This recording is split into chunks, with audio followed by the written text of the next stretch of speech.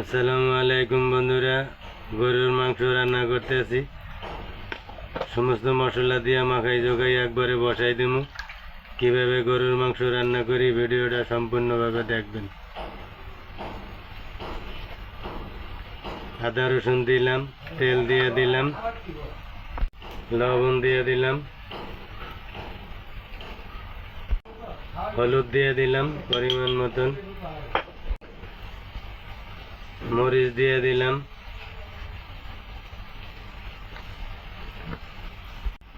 পেঁয়াজ দিয়ে দিলাম, বড় বড় করে কাইটা পেঁয়াজ দিয়ে দিলাম। একবারে মাখাইয়া একবারে বসাই দিব। বন্ধুরা, গরুর মাংস সমস্ত মশলা দিয়ে মাখাই জগাইয়া 20 মিনিট রেখে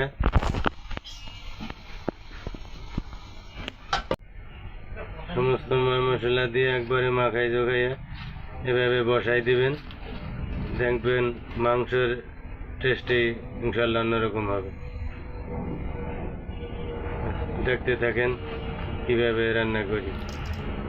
তো গরম মশলা দিয়ে দিলাম, তেজপাতা দিয়ে দিলাম। এবার মাংসের মশলা এবং জিরে দেওয়া হবে।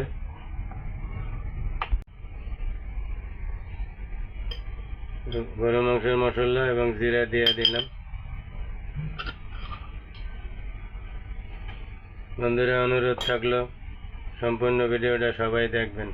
বিসমিল্লাহ, চুলায় বসাই দিলাম।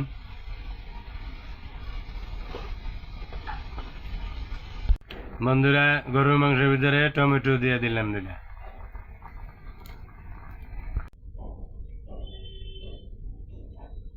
তেল দিয়ে দিলাম। বন্ধুরা, গরুর মাংসের সাথে কচুর শাক রান্না করা হবে। ডিম দিয়ে কচুর শাক কিভাবে রান্না করি ভিডিওটা সম্পূর্ণভাবে আপনারা দেখবেন।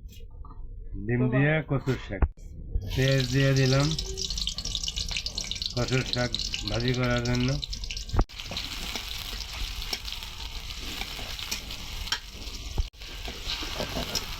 আদা রসুন দিয়ে দিলাম,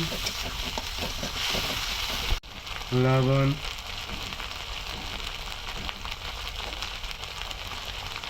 কচুর শাক আগে ভাপ দিয়ে নিছি।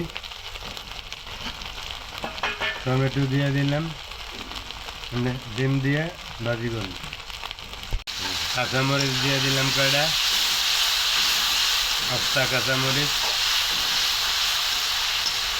কচুর শাক ডিম দিয়ে কিভাবে ভাজি করি দেখেন।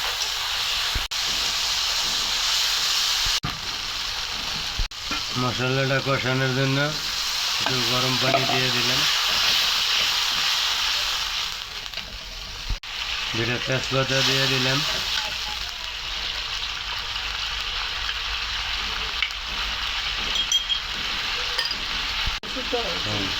একটু মশলা দিয়ে দিলাম স্পেশাল নিজে বানানো। একটু হলুদ দিয়ে দিলাম হালকা।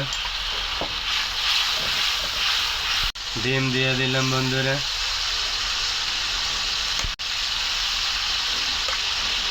বন্ধুরা, ডিম দিয়ে কচুর শাক এভাবে রান্না করে খাইবেন, দেখবেন খুবই মজা, খুবই মজা। একবার খাইলে বারবার খাইতে মন চাইবে।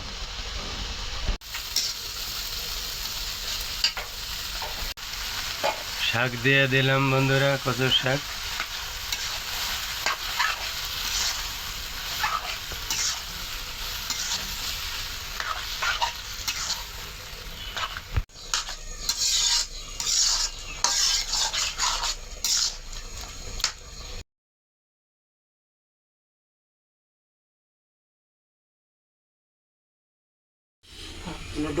এটা আবার পারেনি গান দিতে দেখতে, এটা আবার মামার থেকে আদর হয়েছে এইভাবে।